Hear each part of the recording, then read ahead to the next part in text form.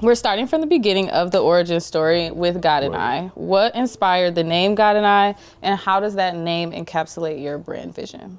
Yes, so I got the idea to start the company when I was 16 from a dream. And in this dream, I was told why God created me. And so I wrote down the idea that I got from the dream. And I didn't start working on the idea until I was 21. So when I turned 21, I didn't have a name officially. I had an idea of the name, but I started to pray and ask God for the name. And literally, I wasn't like sitting down meditating with my eyes closed. I was like talking to God with a pen and paper and writing down all the ideas that came to me. And I really wanted my name to be a part of the name of the brand name. And so because the idea came from God, I put God and Ali on paper. And then I was like, okay, I want my brand name to be like a lot of the big brands that had like a one name title. So I put it all as one, which was GODNII. And then once I wrote that down is when God actually spoke to me and told me that the vision is for the world. And so God and I is what God gave me.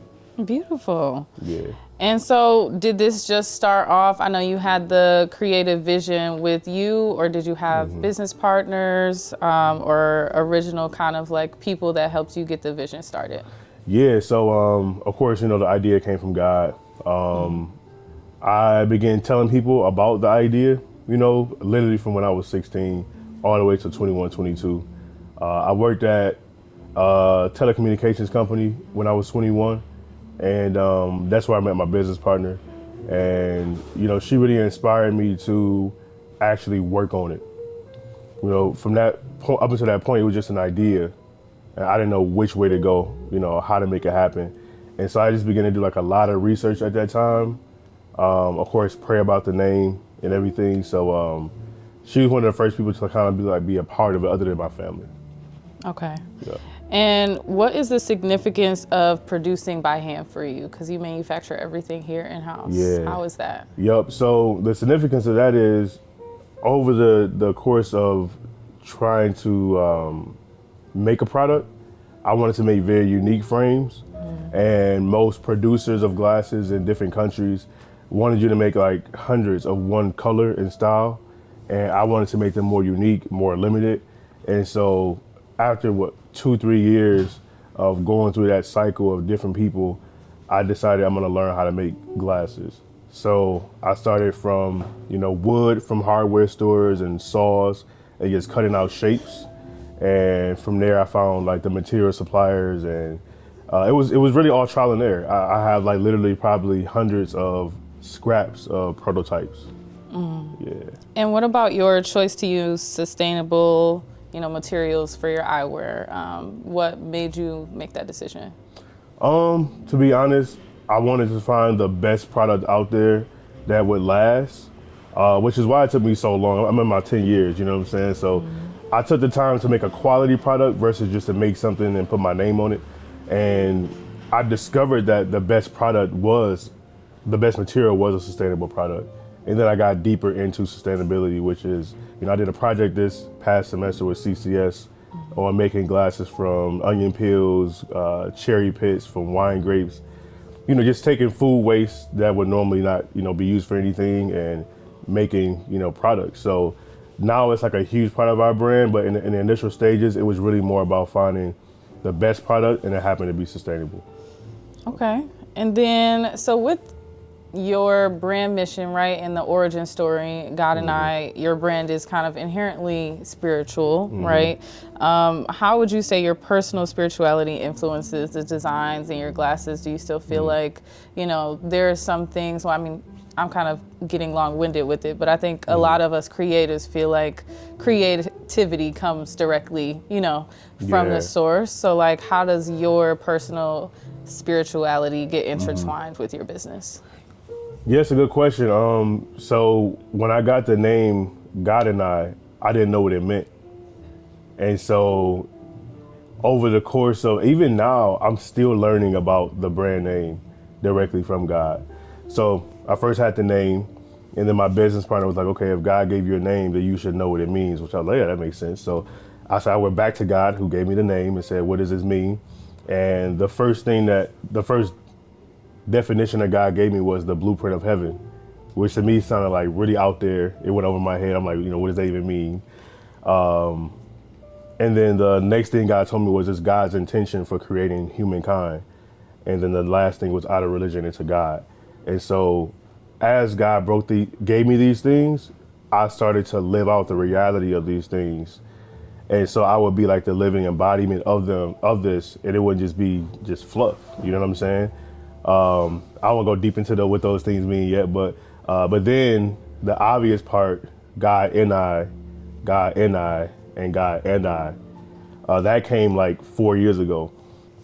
Just to show you, like, I had to brand for 6 years before I even had that concept, So this was literally unfolding to me as I walk with God, and it's a real thing. You know what I mean? Mm-hmm. So I guess my part in it is that I'm the vessel that, I'm God's child, and God is using me to kind of bring this invisible concept into reality. You know what I mean? So it's very much connected to me, but it's really to inspire other people to see that God is closer to them than they think he is. In what way? That's actually kind of what we were going to get to next, right? Yeah. So you have a very community-based brand. Yeah. You go out, you support the community. The community supports you as well. Yeah. So how do you want your eyewear brand to impact how, your clients see God in themselves and what they do for themselves in their personal life?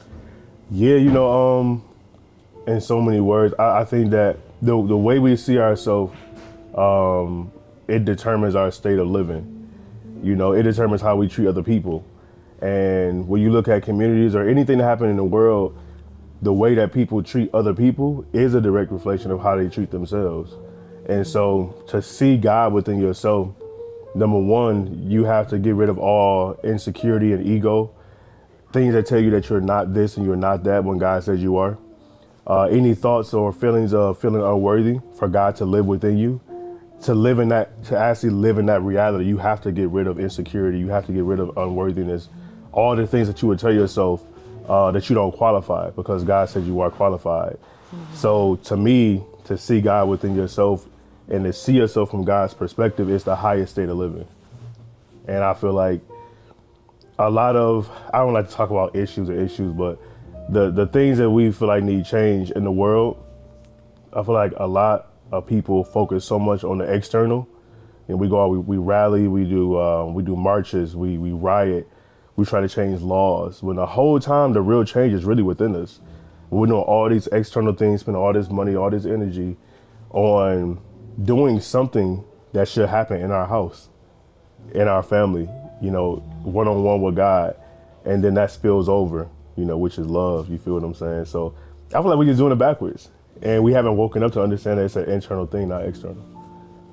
So. That's a very interesting way of perceiving. Yeah. I kind of agree as well, but we're not going to get into my little perspectives. So can you then elaborate a little bit on like what you're doing with the brand right now? So are there any collaborations that you feel like are pivotal for your brand that you're doing right now or have done recently? Yeah, so a big part of our 10-year is telling our origin story from beginning till now, all the way back from when I met God when I was 13 up to the dream, etc. So that's what we're focusing on. We just did a whole brand strategy, a brand style guide, in which we'll be marketing this year. Our first collaboration to bring that story to light is with Exhibition, the Detroit location, on June 27th. So celebrating our 10 years, we'll be creating 10 custom designs for that event, each with its own unique story to tell a part of the brand story. You know what I mean? So it'll be very intentional and getting more into like the deeper side of the questions you asked me and why we're doing this in the first place. So okay, yeah, beautiful. Yeah. And for anybody, we always like to share a little nugget of knowledge towards the end. For anybody who's kind of aspiring, right, to be in this position, whether it's eyewear, whether it's clothing, other accessories, what advice would you give to somebody who's interested in that? Number one, to be an artist, there has to be some structure to what you do. So if you want to be an artist and not necessarily be a business owner, someone else kind of manages what you do, that's a little different than being an entrepreneur, but you need a structure, right? You need good people around you to help guide you throughout the process, throughout growing.